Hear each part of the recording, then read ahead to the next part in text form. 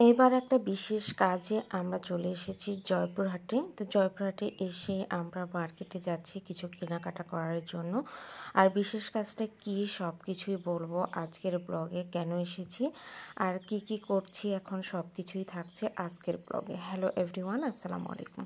কেমন আছেন সবাই? আশা করি সবাই খুব ভালো আছেন। এই তো আলহামদুলিল্লাহ আমরা অনেক অনেক ভালো আছি। ওয়েলকাম জানাচ্ছি নতুন একটি ভিডিও দেখার জন্য। এই যে আমরা চলে এসেছি একটা কসমেটিক্সের দোকানে। এখানে টুকটাক কিছু কেনার জিনিস আছে, কেনাকাটা আছে আর কি। তো প্রথমে আমরা সাবান কেস দেখছি, সাবান রাখার যে কেসটা সেটা দেখছি, আর সাথে নিচ্ছি ক্রিম, শ্যাম্পু, চিরুনি, টুকটাক কিছু জিনিস। তো এই জিনিসগুলো দেখে কে কী আন্দাজ করেছেন অবশ্যই সেটা কমেন্টসে জানাবেন, যারা গেস করতে পেরেছেন কি বিশেষ কাজ ছিল আর কেন আসছি এখানে আমরা। আর তারপরে চলে আসছি আমরা একটা ব্যাগের দোকানে। এখানে অনেক ধরনের ব্যাগ ছিল, তো বিভিন্ন ক্যাটাগরির ব্যাগ দেখানো হচ্ছে। এগুলো স্কুল ব্যাগ। তো সেখান থেকে আমরা স্কুল ব্যাগ পছন্দ করছিলাম। এখান থেকে রাফতার জন্য একটা স্কুল ব্যাগ কিনবো আমরা। তো অনেকগুলো ব্যাগ দেখার পর ফাইনালি ও একটা ব্যাগ চুজ করে। তো সেটারও দাম অনেক বেশি হয়ে যায়, সেই জন্য সেই ব্যাগটা চুজ করার পরও আমার মেয়েটা সেই ব্যাগটা নিতে চায় না, দাম বেশির কারণে। বলে আম্মু আমাকে কম দামি ব্যাগ কিনে দাও। তো ফাইনালি ওর পছন্দ মতো আরেকটা ব্যাগ দেখে আমরা সেখান থেকে ব্যাগ নিলাম।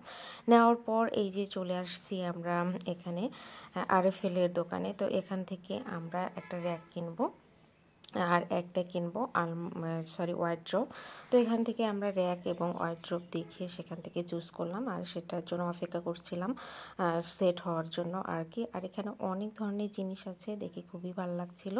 সব কিছু কেনাকাটা শেষ করে ফাইনালি চলে এসেছি আমরা যেখানে আসছি, আর যে বিশেষ কাজটা করব সেই বিশেষ কাজটা করার জন্য আমরা চলে এসেছি।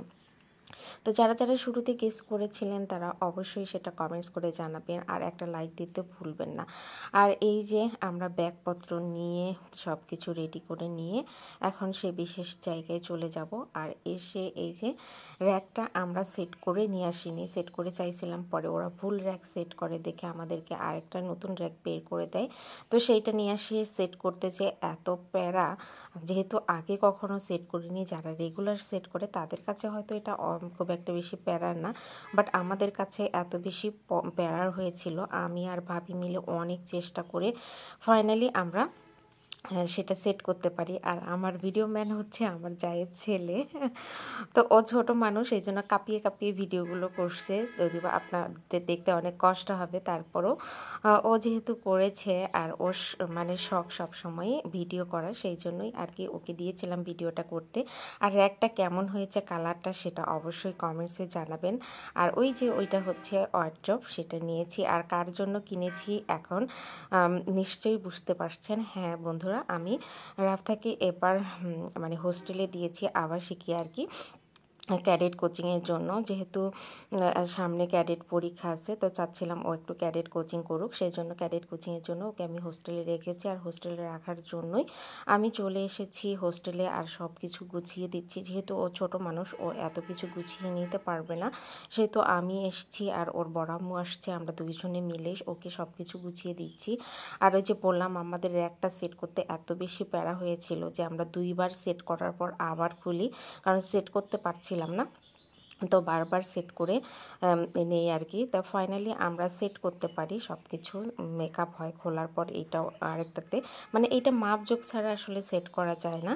তো এগুলো সেট করে বেড টেড গুছিয়ে ওকে রেখে আমরা চলে যাব। ও খুবই মন খারাপ করছে, কারণ ও কখনোই আমাকে ছাড়া থাকেনি, এই প্রথম ও আমাকে ছাড়া বাইরে থাকবে, একা একা থাকবে। আর ওর বড় আম্মু ওর কাপড়গুলো গুছিয়ে দিচ্ছিল ওর ওয়ার্ড্রোবে, আর আমি কাপড়গুলো র্যাকে গুছিয়ে দিচ্ছিলাম। তো এইভাবে সব কিছু গুছিয়ে দিয়ে ওকে রেখে আসতে আমার অনেক বেশি কষ্ট হচ্ছিল। আর আমিও তো ওকে ছাড়া কখনো থাকিনি। এই আবেগঘন মুহূর্তটা আপনাদেরকে আসলে বলে বোঝাতে পারবো না। যার যার সন্তানরা বাইরে থাকে তারা হয়তো জানে।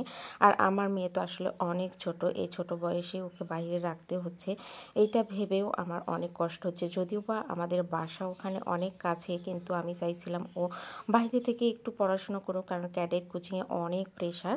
তো দেখা যাচ্ছে যদি ওকে আমি বাসায় রাখি, সেই পড়াগুলো কমপ্লিট করতে পারবে না। আর ওর রুমমেটরা সবাই চলে এসেছে।